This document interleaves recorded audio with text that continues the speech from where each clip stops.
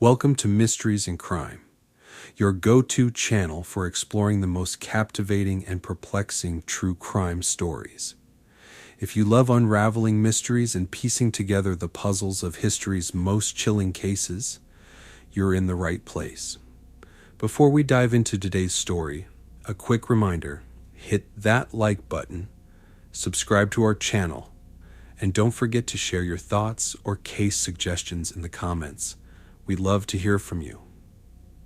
Today we delve into a story that has puzzled investigators, haunted a family, and baffled the public for over 7 decades. It is the disappearance of the Sodder children, a case filled with unanswered questions, chilling theories, and a family's relentless pursuit of the truth. The events unfolded on Christmas Eve, 1945, in the serene town of Fayetteville, West Virginia. What started as a night of joy and togetherness quickly descended into tragedy and mystery. The Sodder family was no ordinary household. George Sodder and his wife, Jenny, were Italian immigrants who had worked tirelessly to build a life in America. George, known for his strong work ethic and determination, ran a successful trucking business, while Jenny devoted herself to raising their 10 children. Their home, nestled in the rolling hills of Fayetteville, was a place of warmth, laughter, and love, a testament to their hard work and the dreams they had for their family. Their children were known for their energy, cheerfulness, and close bonds, often seen playing together in the yard or helping out with household chores. The Sodders' deep familial bonds and close-knit nature made their tragedy all the more devastating. George was well respected in the community, but also outspoken in his opinions, particularly about his homeland's politics. His disdain for Benito Mussolini and his anti-fascist views were well known and sometimes polarizing. Jenny, in contrast, was known for her kindness and nurturing nature, a figure of strength and compassion who created a safe and loving environment for their children. Together, George and Jenny's dedication to their family's well-being was evident in everything they did. As Christmas approached, the Sodder home buzzed with excitement. The children, full of energy and anticipation, eagerly awaited the arrival of Christmas morning. George and Jenny had gifted their children a few modest but meaningful presents, which the younger kids eagerly opened before heading to bed. The smell of cookies baking and the glow of the Christmas tree lights filled the air, adding to the festive atmosphere. Laughter and chatter echoed through the house as the family enjoyed the holiday spirit together.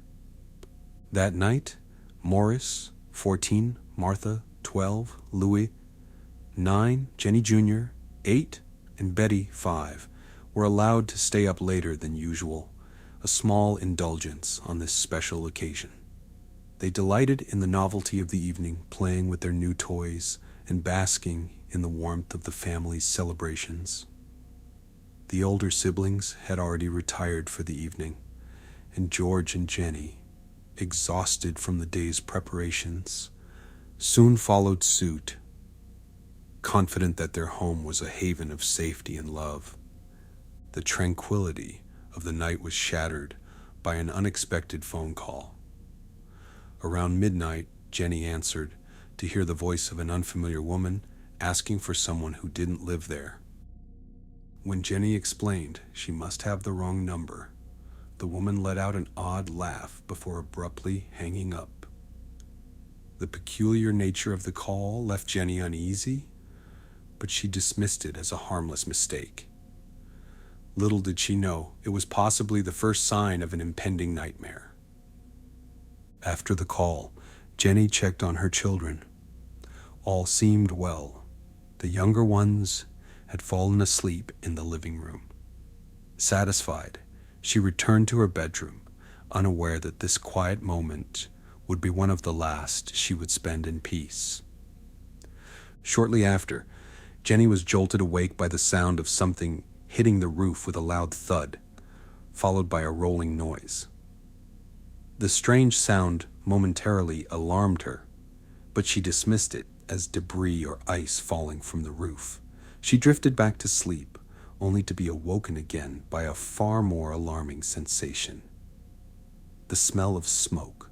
Rushing to wake George, Jenny quickly discovered flames engulfing the lower part of their home. The fire spread with terrifying speed, consuming the wooden structure and trapping 5 of their children upstairs.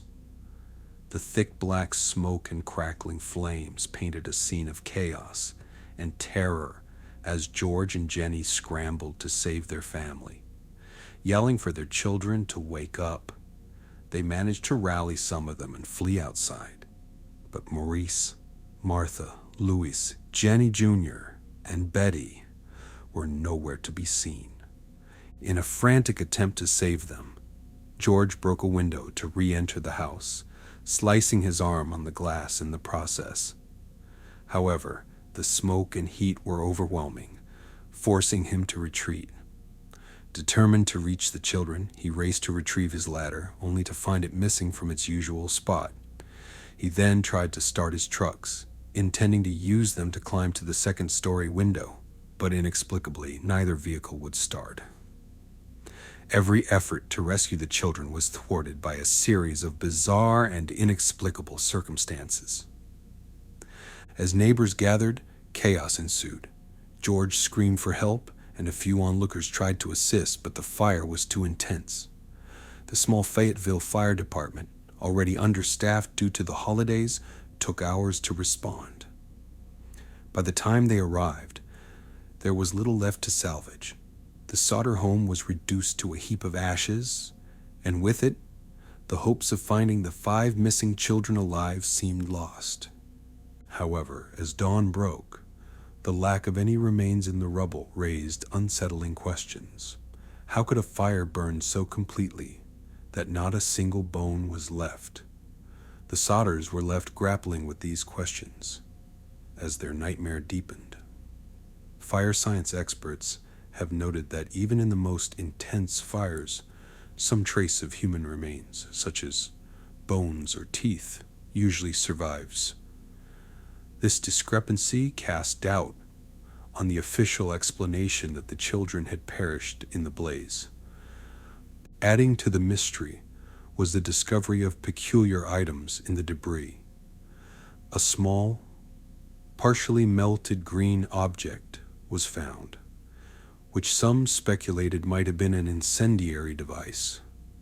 This finding fueled the idea that the fire had been deliberately set. Furthermore, witnesses later claimed to have seen individuals behaving suspiciously near the Sodder home in the days leading up to the fire. The Sodder case has spawned numerous theories over the years, some more plausible than others. One of the most prominent is that the children were kidnapped. George's outspoken criticism of Benito Mussolini and his anti-fascist views might have made him a target within the Italian-American community. Some theorize that the fire was a cover for an elaborate abduction, orchestrated as revenge against George. This theory gains weight when considering reports of a man seen watching the children play in the yard days before the fire. Could he have been scouting for an opportunity? Another theory suggests the involvement of organized crime. The idea that the children might have been taken as part of a human trafficking operation or to settle a vendetta cannot be ruled out. While no ransom note was ever received, the possibility that the children were abducted and silenced remains a chilling consideration.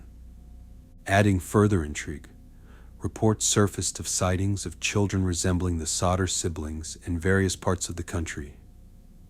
One woman claimed to have seen them in a diner, accompanied by 2 adults who seemed controlling and secretive. Another tip came from a hotel worker in Charleston who reported seeing children matching the description of the missing Sodders with a group of unfamiliar adults. These accounts, though unverified, added fuel to the kidnapping theory. Psychological profiling of potential suspects has suggested that whoever orchestrated the fire and possible abduction may have had deep-seated motives, ranging from personal vendettas to financial gain. Experts in criminal behavior have pointed out that the coordinated nature of the events, the missing ladder, the disabled vehicles, and the unusual phone call indicate premeditation. The 1940s were a turbulent time, with World War II recently concluded and communities grappling with the aftermath of global conflict. Italian immigrants like the Sodders often faced prejudice and suspicion, particularly if they held strong political views. The societal backdrop adds complexity to the case, raising questions about whether biases influence the investigation or the public's perception of the family. Fayetteville, a small and tight-knit town, was not equipped to handle a case of this magnitude. The local fire department lacked advanced equipment, and the police were inexperienced in dealing with potential criminal conspiracies. These limitations, coupled with the social dynamics of the time, may have hindered the search for answers. Investigators faced significant obstacles in solving the case. The destruction of the home left little physical evidence to examine, and the delay in the fire department's response further compromised the scene. Forensic science was still in its infancy, with no DNA analysis or advanced methods to identify remains. The reliance on eyewitness accounts and rudimentary evidence collection left room for errors and oversights. Private investigators hired by the Sodders uncovered additional leads, such as a witness who claimed to have seen a group of children matching the Sodders' descriptions at a Charleston hotel. However, these leads were often dismissed by authorities, citing lack of evidence. The family's attempts to involve the FBI were met with sympathy, but ultimately declined due to jurisdictional constraints. The Sodder family's unwavering pursuit of justice and closure is a testament to their resilience and love. Their story continues to captivate true crime enthusiasts and remains a haunting reminder of the fragility of justice. The family's efforts to keep the memory of their children alive have inspired generations to fight for answers in the face of adversity. What really happened to the Sodder children?